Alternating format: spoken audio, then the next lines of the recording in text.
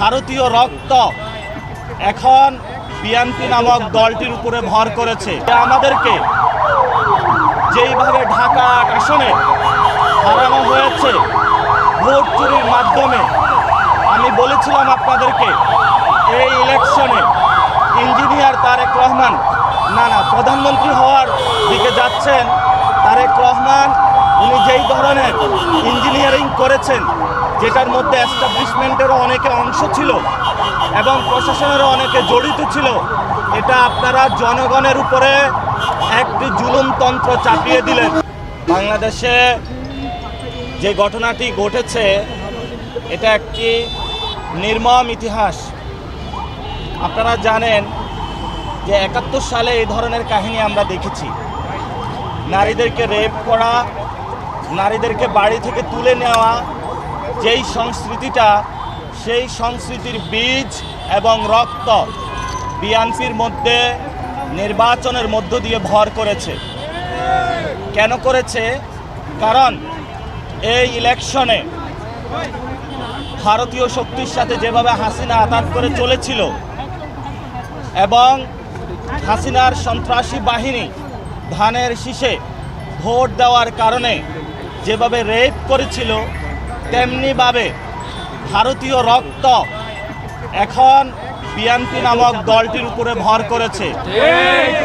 সেই জন্য তারা গণ অভ্যুত্থান থেকে গড়ে ওঠা জাতীয় নাগরিক পার্টি শাপলাকলি প্রতীকে ভোট দেওয়ার কারণে আমাদের সম্মানিত বোনকে যেভাবে তারা দর্শন করলো, গণদর্শন, এটা বাংলাদেশে ইতিহাসে একটি নজিরবিহীন ঘটনা হয়ে থাকলো। কেন তারা করেছে? এই ইলেকশনে মা এবং বোনেরা সবাই এগিয়ে এসে দাঁড়িপাল্লা শাপলাকলিতে ভোট দিয়েছিলেন। তারা জালেমের জুলুমতন্ত্রের বিরুদ্ধে দাঁড়িয়েছিলেন।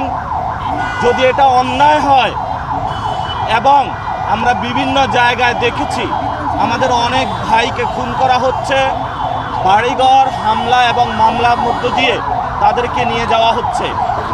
আমরা অতি দ্রুত বাংলাদেশে নারীদের জন্য নিরাপদ একটি বাংলাদেশ চাই, যেই বাংলাদেশে ভারতীয় শক্তির নতুনভাবে আঘাত গোষ্ঠী বিএনপি কোনো নারীদের উপরে ধর্ষণ তো দূরের কথা, একটি কটু কথা বলার সুযোগ পাবে না।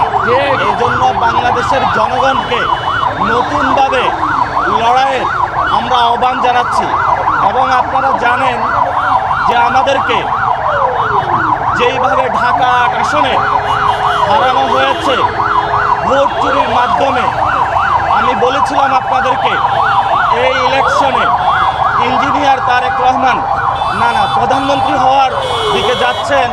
তারেক রহমান উনি যেই ধরনের ইঞ্জিনিয়ারিং করেছেন, যেটার মধ্যে এস্টাবলিশমেন্টেরও অনেকে অংশ ছিল এবং প্রশাসনেরও অনেকে জড়িত ছিল, এটা আপনারা জনগণের উপরে একটি জুলুমতন্ত্র চাপিয়ে দিলেন।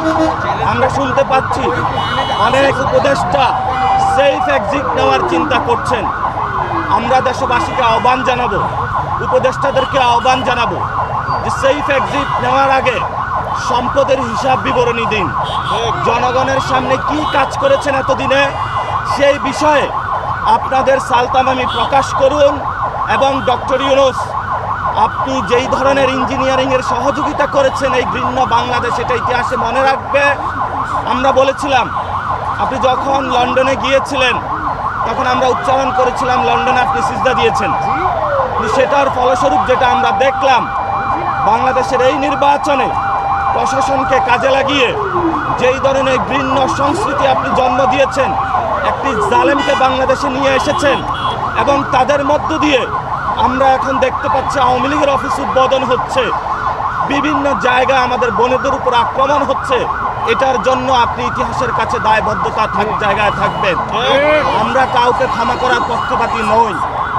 আমরা দেখেছি এখানে ইনকিলাব মঞ্চে যখন হামলা হয়েছে, কি ধরনের জুলুম নির্যাতন আপনি তাদেরকে চাপিয়েছেন। আমরা বাংলাদেশে যখন শহীদ উসমান হাদি ভাইয়ের হত্যাকাণ্ডের বিচার চাওয়া হয়েছিল, বলা হয়েছিল ইলেকশন বন্ধের পায়তারা, ইলেকশন হয়েছে, আমরা এখানে শহীদ উসমান হাদি ভাইয়ের চত্বর থেকে বলতেছি, বাংলার জমিনে শহীদ উসমান হাদি ভাইয়ের হত্যাকাণ্ডের বিচার হতে হবে। যদি ওই হত্যাকাণ্ডের বিচার হতো, আজকে আমার বোন গণধর্ষণের শিকার হতো না। বিএনপি নামক যে সন্ত্রাসী কার্যক্রম তারা শুরু করেছে দলটি, আজকে সন্ত্রাসী অ্যাক্টিভিটিজের তারা সাহস পেত না। তারেক রহমানকে বলবো, ইঞ্জিনিয়ারিং করেছেন, যথেষ্ট হয়েছে, সন্ত্রাসী কার্যক্রম বন্ধ করুন। আপনার জন্য লজ্জা, অনেকগুলা চান্দাবাদ সন্ত্রাসী দখলদার আপনি পার্লামেন্টে তাদেরকে প্রবেশ করিয়েছেন। আপনার এর প্রশ্রয়ের কারণেই তারা আজকে আমার বোনকে গণধর্ষণের জন্য সাহস পাচ্ছে। এটার জন্য আপনি দায়ী। অতি দ্রুত যদি ব্যবস্থা না নিন, আমি বাংলাদেশের মা বোনদেরকে বলবো, রাস্তায় নামুন, প্রতিবাদ করুন। আপনার বোন যে ধর্ষণ হয়েছে, এই বিচার আমরা ইনশাআল্লাহ বাংলাদেশ থেকে কড়ায় গন্ডায় বুঝে নিব।